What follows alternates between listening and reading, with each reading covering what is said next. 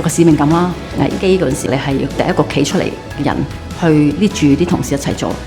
其實阿占咧，將我哋嘅病人嘅照顧唔單止淨係喺醫院，仲將嘅病人嗰個照顧嘅範圍由醫院帶翻出去社區，繼續盡力咁樣照顧我哋嘅病人。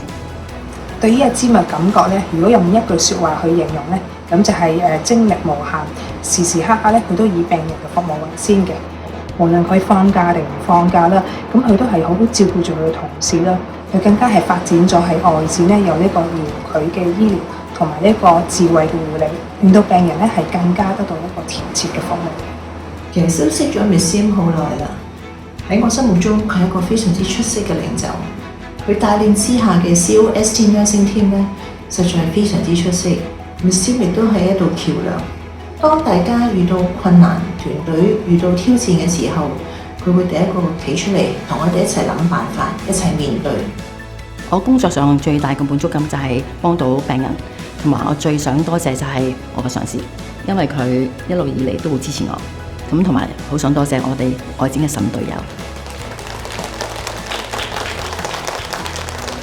占時報，時時到報。